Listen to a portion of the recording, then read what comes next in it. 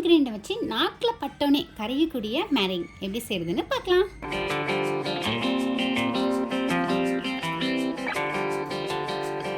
இந்த ரெசிபி செய்கிறதுக்கு 1/2 கப் அளவுக்கு சுகர் வேணும். இது பார்த்திங்கன்னா கிராமில் மெஷர்மெண்ட் பண்ணும்போது கரெக்டாக 150 கிராம் இருந்துச்சு. இது ஒரு மிக்ஸி ஜாரில் சேர்த்து நல்ல ஒரு பவுடராக அரைச்சிக்கிறேன். கொரகொரப்பாலாம் இருக்கக்கூடாது, நல்ல ஸ்மூத் பவுடராக வந்து இருக்கணும். இந்த மாதிரி அப்படியே ஆவி பறக்கிற மாதிரி இருக்கணும், டஸ்ட்டாக. ஸோ இது ஒரு உரமாக இருக்கட்டும். நெக்ஸ்ட் இன்க்ரீடியண்ட்டாக 3 முட்டையோடைய வெள்ளைத்தாள் எடுத்திருக்கேன்.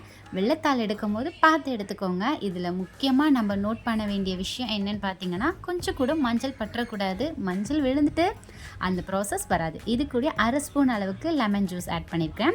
உங்கள்கிட்ட வினிகர் இருந்தாலும் நீங்கள் ஆட் பண்ணிக்கலாம். இந்த ரெசிபியை பொறுத்தளவுக்கு பீட்டர் யூஸ் பண்ணால் தான் பெட்ரு. நீங்கள் வந்து விஸ்க் யூஸ் பண்ணி இதை நீங்கள் ரெடி பண்ணலான்னு நினச்சா செம்மையாக கை வலிக்கும். அதனால் எலக்ட்ரிக் பீட்டர் யூஸ் பண்ணுற மாதிரி இருந்தால் செய்யுங்க. எலக்ட்ரிக் பீட்டர்லேயே பார்த்தீங்கன்னா கிட்ட ½ hour ஆச்சு.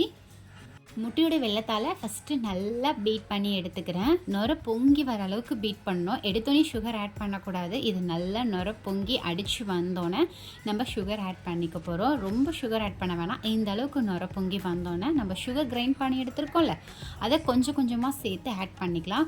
மொத்தமாக கொட்டணும் அப்படின்னாலும் ஒரு மாதிரி கெட்டியாகி நின்றோம். அதனால் கொஞ்சம் கொஞ்சமாக சேர்த்து பீட் பண்ணி எடுத்துக்கோங்க. நான் இதை வந்து ஒரு 3 பேட்சாக வந்து பிரிச்சுருக்கேன். கொஞ்சம் கொஞ்சமாக சேர்த்து தான் இதை வந்து நான் பீட் பண்ணி எடுத்துக்க போகிறேன். ஸோ அந்த மாதிரி பீட் பண்ணி எடுத்துக்கோங்க, உங்களுக்கு ரொம்ப ஈஸியாக இருக்கும். சில பேர் இதில் கமெண்ட் பண்ணலாம், மிக்சியில் கிரைண்ட் பண்ணலாமா சிஸ்டர் முட்டையும் அதையும் சேர்த்து அப்படின்னு கேட்டிங்கன்னா சுத்தமாக முடியாது.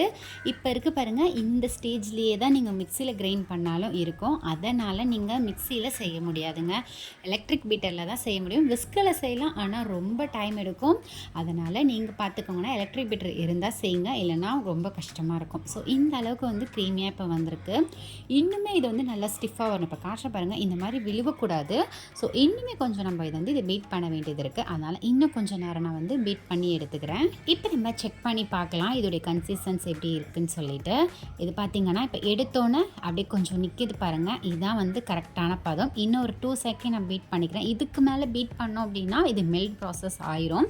ஏன்னா ரொம்ப சூடு ஏறிடுச்சினாலும் மிஷின் வந்து கரைஞ்சிருங்க. அதையும் பார்த்துக்கோங்க. மிஷின் வந்து ஓவர் சூடு ஏறாத அளவுக்கு பார்த்துக்கோங்க. இது எப்படி இருக்கணும் அப்படின்னா, அப்படி கவுத்து போட்டோம் அப்படின்னா கீழே விழக்கூடாது. இந்த அளவுக்கு வந்து நல்லா ஸ்டிஃபாக இருக்கணும்.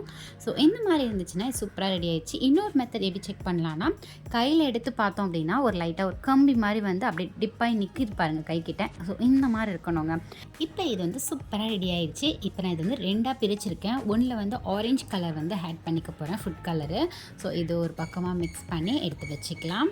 இன்னொரு பாதி எடுத்து வச்சுருக்குள்ள நீங்கள் வெள்ளையாக ரெடி பண்ணிங்க அப்படின்னா லைட்டாக ஒரு மாதிரி ப்ரௌன் கலரில் கொஞ்சம் சேஞ்ச் ஆகும். கலராக இருந்துச்சுன்னா பார்க்க நல்லாயிருக்கும். இதில் வந்து நான் வயலட் கலர் வந்து ஆட் பண்ணியிருக்கேன். உங்களுக்கு என்ன கலர் பிடிக்குமோ அந்த கலரை நீங்கள் சேர்த்துக்கலாம். ஸோ இந்த கலரையும் நான் ஈவனாக மிக்ஸ் பண்ணி எடுத்துக்கிறேன். நான் ஒரு நல்ல ஒரு க்யூட்டாக டிசைன்ஸ் தெரியணுமே அப்படின்றதுக்காக 2M நைஃபில் வந்து நான் யூஸ் பண்ணியிருக்கேன். உங்கள்கிட்ட என்ன நைஃபில் இருந்தாலும் நீங்கள் யூஸ் பண்ணிக்கலாம். இந்த பைப்பிங் பேக்கை நம்ம கையில் வச்சு கேரி பண்ணுறது கொஞ்சம் கஷ்டமாக இருக்கும்.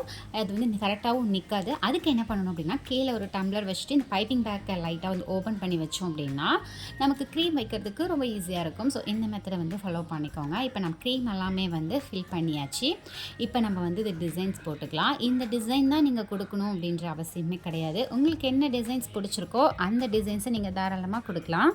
இதை நீங்கள் லாலிபாப் குச்சி மாதிரி வச்சு அதில் டிசைன்ஸ் கூட பண்ணலாம், இன்னுமே அழகாக இருக்கும். நான் சிம்பிளாக வீட்டில் சாப்பிட்றதுக்கு அப்படின்றனால நான் இந்த மாதிரி டிசைன்ஸில் ரெடி பண்ணியிருக்கேன்.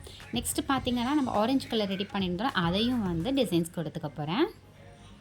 நான் இங்கே ஒரே நைஃபில் யூஸ் பண்ணி டெக்கரேட் பண்ணியிருக்கேன். நீங்கள் உங்களுக்கு என்ன நைஃபில் பிடிக்குதோ அந்த நைஃபில் நீங்கள் யூஸ் பண்ணி டெக்கரேட் பண்ணிக்கலாம். இதுக்கு மேலே இந்த சுகர்ஸ் பால் இதெல்லாமே போட்டு பண்ணலாமா அப்படின்னு கேட்டால் வேண்டாம், பண்ண வேண்டாம். இது நல்லா குக் ஆகணும்னா கொஞ்சம் சாஃப்ட் கன்சிஸ்டன்ஸ் இருக்கும், அந்த டைமில் போட்டுக்கலாம். இப்போ இதை நான் ஓடிஜியில் வைக்க போகிறேன். கரெக்டாக ஓடிஜியை பார்த்தீங்க அப்படின்னா 180 டிகிரி செல்சியஸில் 10 நிமிஷம் ப்ரீமீட் பண்ணியிருக்கேன். என்னுடைய ஓடிஜி பார்த்திங்கன்னா ஒண்டர் செஃப். ஸோ அதனால் நான் மேல் ராட் கீழ் ராட், எனக்கு இதில் வந்து பேக்கிங் மோடு கிடையாது, மேல் ராட் கீழ் ராட் ரெண்டுமே நான் போட்டு ஆன் பண்ணி வச்சுருக்கேன். இது கரெக்டாக 40 மினிட்ஸ் ஆகும். 40 மினிட்ஸ் ஆனோடனே இதை அப்படியே தான் மூடி இருக்கணும் ஒரு 1/2 hour. அப்போ தான் அந்த கிறிஸ்பினஸ் வந்து கிடைக்கும். நெக்ஸ்ட்டு உங்கள்கிட்ட ஓடிஜி இல்லைனா நீங்கள் குக்கரில் கூட ட்ரை பண்ணலாம். ஸோ குக்கரில் ரெடி பண்ணுறதுக்காக கீழே ஒரு பட்டர் ஷீட் போட்டிருக்கேன் ஒரு கிண்ணத்தில். மேலே வந்து இந்த நைஃபில் டெக்கரேட் பண்ணிக்க போகிறேன். நிறைய பேரோட சந்தேகம் ஓடிஜிக்கும் குக்கருக்கும் என்ன டிஃப்ரெண்ட் அப்படின்றது. ஸோ இப்போ உங்களுக்கு நான் இதை காட்டுறேன். இந்த ஒரு ரெசிபியை பார்த்து நீங்கள் வந்து இது பண்ண வேண்டாம், நிறைய டிஃப்ரென்ஸ் இருக்குது. ஸோ இதையும் பார்த்தீங்கன்னா குக்கரை ஒரு 10 நிமிஷம் ப்ரீமீட் பண்ணி வச்சுருக்கேன். லோ டு மீடியம் ஃப்ளேமில் வந்து அடுப்பை வச்சுருக்கேன். ஒரு தாளம் போட்டு மூடியாச்சு. இது பார்த்திங்க நம்ம ஓடிஜியில் ரெடி பண்ணது. கிட்ட பார்த்திங்கன்னா இது 40 நிமிஷம் குக் ஆகி அப்படியே நான் மூடி வச்சிட்டேன். ஸோ நெக்ஸ்ட் பார்த்திங்க அப்படின்னா ஒரு 1/2 அன் கழிச்சு எடுத்தால் நல்ல கிறிஸ்பினஸாக, சாப்பிட்றதுக்கும் நல்ல சஃபியாக, டேஸ்ட்டாக ரொம்பவே நல்லா இருந்தது.